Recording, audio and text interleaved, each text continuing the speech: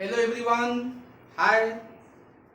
मैं आके money physics classes Sitamarhi से हूँ। आज हम लोग इलेक्ट्रिक डाइपोल के कारण इलेक्ट्रिक फील्ड इंटेंसिटी का केस नंबर बी पढ़ेंगे। ओके, तो हम लोग हेडिंग लगा लेते हैं केस नंबर बी। हम लोग हेडिंग लगाएंगे इसका case number B. Case number B. तो आप लोग प्ले लिस्ट में जाकर इसका केस नंबर ए आप देख लेंगे। इलेक्ट्रिक डाइपोल के कारण एक्सियल पोजीशन पर इलेक्ट्रिक फील्ड इंटेंसिटी निकाले थे केस नंबर ए में। आज हम लोग इलेक्ट्रिक डाइपोल के कारण परपेंडिकुलर बाइसेक्टर पोजीशन पर, इक्वेटोरियल पोजीशन पर इलेक्ट्रिक फील्ड इंटेंसिटी निकालेंगे। Okay, case number B.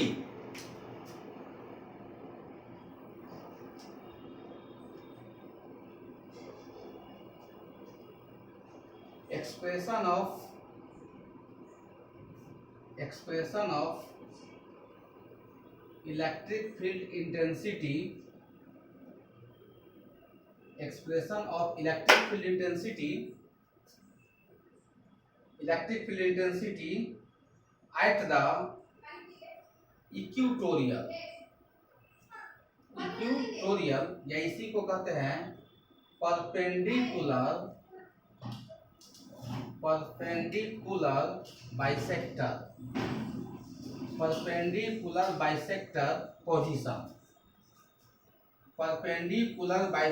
Position due to an electric dipole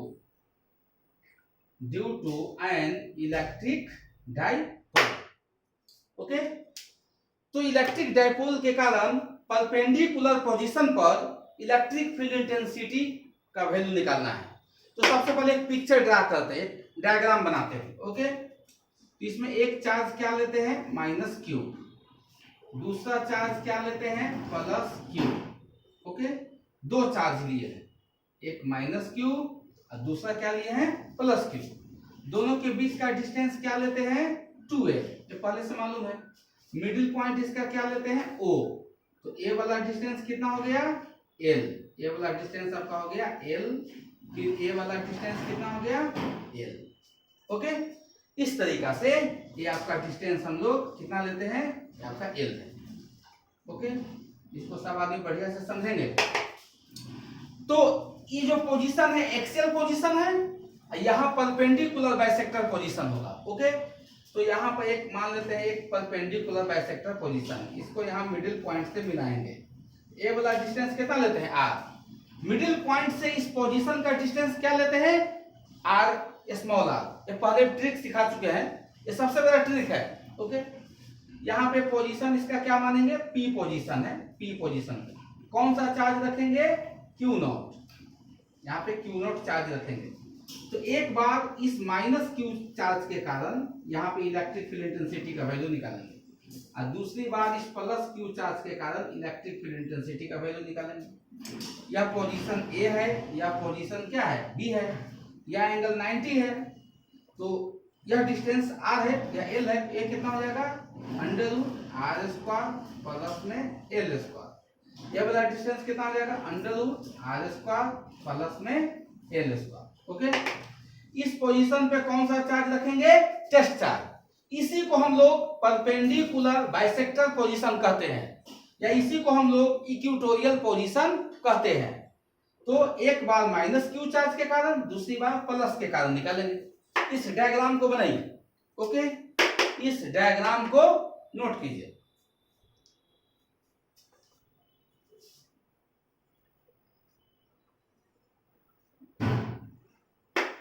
इस डायग्राम को नोट कीजिए। ओके,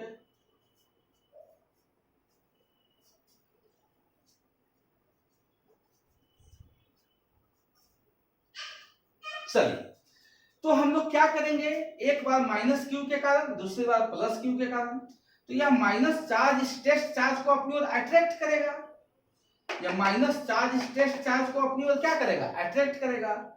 तो इलेक्ट्रिक फील्ड इंटेंसिटी का डायरेक्शन ऐसे हो जाएगा। यह इलेक्ट्रिक फील्ड इंटेंसिटी किसके कारण हुआ, माइनस क्यू चार्ज के कारण। यह पॉजिटिव चार्ज इस टेस्ट चार्ज को रिपेल करेगा, तो इलेक्ट्रिक फील्ड इंटेंसिटी का डायरेक्शन ऐसे हो जाएगा। इसको ध्यान से समझिए। तो इलेक्ट्रिक फील्ड इंटेंसिटी का डायरेक्शन आपका ऐसे होगा। ओके, यह आपका इलेक्ट्रिक फील्ड इंटेंसिटी जो हुआ सो किस चार्ज के कारण हुआ? Electric field intensity due two plus Q charge. Okay, अब हमको देखना है कि एक लाइन यहाँ पे खींचते हैं, इस तरीका से खींचते हैं। तो मान लेते यह एंगल थीटा है, ये एंगल भी थीटा होगा, तो ए एंगल भी कितना आ जाएगा? थीटा आ जाएगा। अब इसका भी ए एंगल भी आपका थीटा आ जाएगा। तो इसका कितना कंपोनेंट होगा? दो कंपोनेंट, जिसके साथ एंगल बनाया कॉस, नहीं बनाया साइन। तो एक यहाँ पे इस लाइन को ऐसे एक मान लेते हैं, ये वाई एक्सिस है, ये एक्स एक्सिस है। ओके, तो इसका दो कंपोनेंट, इसके कारण जो इलेक्ट्रिक फील्ड इंटेंसिटी है इसका दो कंपोनेंट, इसके साथ साइन, इसके साथ कॉस। तो कितना आएगा देखिए आप ध्यान से, तो कितना आ जाएगा? ई क्यू प्लस क्यू के कारण कॉस थीटा, तो इसका वैल्यू हम ई कॉस थीटा। ओके, और यहाँ पे वैल्यू ऊपर में वैल्यू कितना आ जाएगा? ई साइन थीटा। ओके, फिर यहाँ पर माइनस क्यू के कारण, तो यहाँ पे कॉस, इसके साथ साइन, जिसके साथ एंगल बनता है कॉस और जिसके साथ एंगल नहीं है साइन। इसका कितना कंपोनेंट? दो कंपोनेंट। तो इसका फिर एक कंपोनेंट इधर हो जाएगा, ई क्या हो जाएगा? कॉस थीटा, और नीचे वाला क्या हो जाएगा? ई साइन थीटा। तो ऊपर में एक है, इसको ये नीचे में है, डायरेक्शन इसका नीचे हो गया। ओके, यह दोनों एक दूसरे को कैंसिल आउट करेगा। तो यहाँ पर इलेक्ट्रिक फील्ड इंटेंसिटी का नेट डायरेक्शन क्या हो गया? इधर। इस इलेक्ट्रिक डायपोल के कारण यहाँ पर इलेक्ट्रिक फील्ड इंटेंसिटी नेट आपका एक्स एक्सिस में गया। ओके, वाई वाला दोनों एक दूसरे का अपोजिट है और दोनों का मैग्नीट्यूड इक्वल है, इसलिए यह दोनों कैंसिल आउट हो गया। इस डायग्राम को नोट कीजिए और हम लोग कहेंगे इलेक्ट्रिक फील्ड इंटेंसिटी का नेट वैल्यू किस पोजीशन पर? परपेंडिकुलर बाइसेक्टर पोजीशन पर कितना है? तो यहाँ पे हम लोग कहेंगे ई कॉस थीटा, फिर प्लस ई कॉस थीटा। एक चीज समझना होगा कि यहाँ पर जो वैल्यू आया है, तो देखिए माइनस के कारण जो वैल्यू है वह इनवर्ड है। निगेटिव साइन जो यहाँ पे आएगा, तो निगेटिव साइन इनवर्ड को बताता है। अब पॉजिटिव साइन के कारण जो वैल्यू आया यह आउटवर्ड है। पॉजिटिव के कारण इलेक्ट्रिक फील्ड लाइन आउटवर्ड और निगेटिव के कारण इलेक्ट्रिक फील्ड लाइन क्या है? इनवर्ड। लेकिन वैल्यू तो सेम है, क्योंकि यहां से यहां तक का डिस्टेंस सेम है, तो जितना वैल्यू ई होगा, तो यहां से यहां तक का डिस्टेंस सेम है, उतना ही वैल्यू ई होगा। जितना वैल्यू ए है उतना ही वैल्यू ए है, दोनों का मैग्नीट्यूड क्या है? सेम है। ओके, तो यहाँ पे हम लोग इसको ऐसे नोट करेंगे। और इसका नेट डायरेक्शन क्या हो गया? From positive charge to negative charge. ये जो डायरेक्शन है, यह डायरेक्शन आपका कैसे भागेगा? From positive charge to negative. इसका नेट डायरेक्शन यही ना हुआ। तो फ्रॉम पॉजिटिव, इस साइड में क्या है? पॉजिटिव चार्ज, इस साइड में क्या है? निगेटिव। तो from positive charge to negative charge. हम जानते हैं इलेक्ट्रिक डायपोल मोमेंट का डायरेक्शन क्या होता है? From negative charge to positive charge. यहाँ पर इलेक्ट्रिक फील्ड इंटेंसिटी का डायरेक्शन क्या आ गया? From positive charge to negative charge. इसका मतलब है कि इसका जो डायरेक्शन है वह इलेक्ट्रिक डायपोल मोमेंट के अपोजिट है। इलेक्ट्रिक डायपोल मोमेंट का डायरेक्शन हम जानते हैं कि फ्रॉम निगेटिव चार्ज टू क्या होता है? Positive charge. Net electric field का डायरेक्शन इसके उल्टा आ गया, इसके उल्टा आ गया। मतलब इलेक्ट्रिक डायपोल मोमेंट के उल्टा डायरेक्शन में इसका नेट वैल्यू है।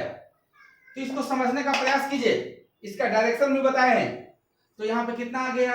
2e cos theta. हम जानते हैं 2e का वैल्यू कितना होता है? kq/r²। r का वैल्यू दोनों का r का सेम है, अंडर रूट कितना आ जाएगा? r² plus l²। इसका क्या लिखेंगे? होल स्क्वायर इंटू में cos थीटा। किसी भी ट्रायंगल में देख लीजिए cos थीटा क्या होगा? Base by hypotenuse. तो बेस कितना है? l, हाइपोटेनस कितना है? Under root r² plus l²। Okay, value कितना आ गया? 2kq into l। ओके, और डिवाइडेड बाय कितना आ गया? तो इसका स्क्वायर करेंगे, r² प्लस l²। रूट यहां से हट जाएगा और यहाँ पे कितना आ गया? r² plus l²।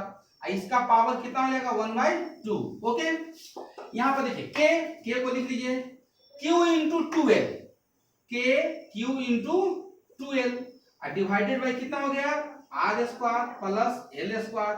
इसका पावर में कितना आ गया, इसका L स्क्वायर है, इसका पावर कितना आ गया 3/2। जब दोनों मल्टीप्लाई होगा तो पावर ऐड होगा, पावर क्या होगा ऐड होगा। इसको नोट कीजिए, इसको नोट करेंगे।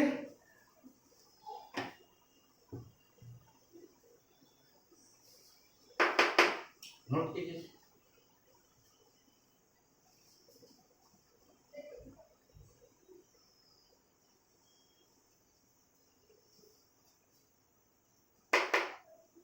नोट कीजिए।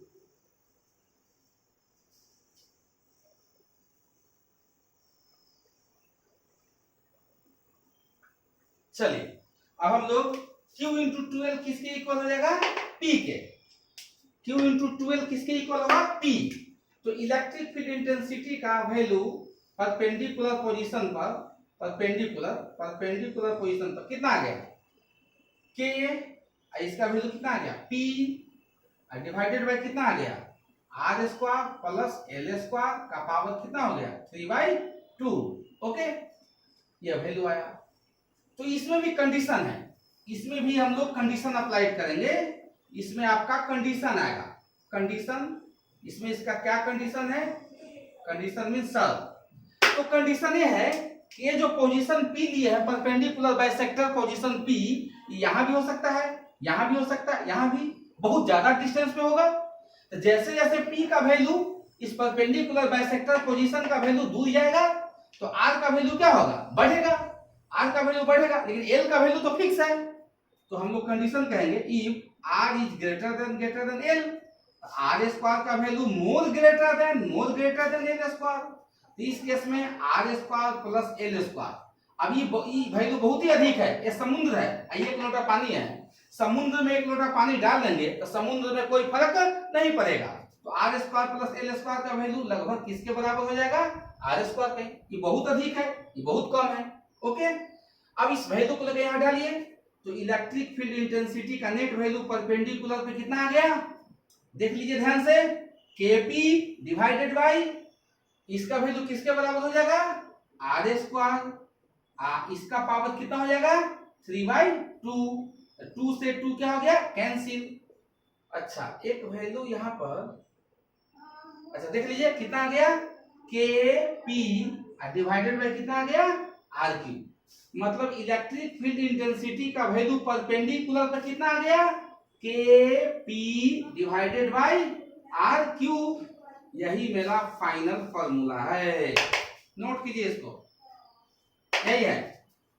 इससे पहले पढ़े थे case number A axial position पर, तो कितना आया था 2Kp/Rq, लेकिन परपेंडिकुलर बाइसेक्टर पोजीशन पर इलेक्ट्रिक फील्ड इंटेंसिटी का वैल्यू कितना आया Kp/Rq। ओके, Kp कितना है Rq, काफी इंपोर्टेंट है, ये आपका VBI है, नोट कीजिए, ये आपका MVBI है, नोट कीजिए, सही से नोट कीजिए। ओके, तो दोस्तों यह केस नंबर क्या है बी। अगला वीडियो में, अगला क्लास में आपको इस इलेक्ट्रिक डायपोल के कारण किसी जनरल पोजीशन पर इलेक्ट्रिक फील्ड इंटेंसिटी निकालना सिखाएंगे। ओके, तब तक के लिए okay, bye bye, thank you. Okay.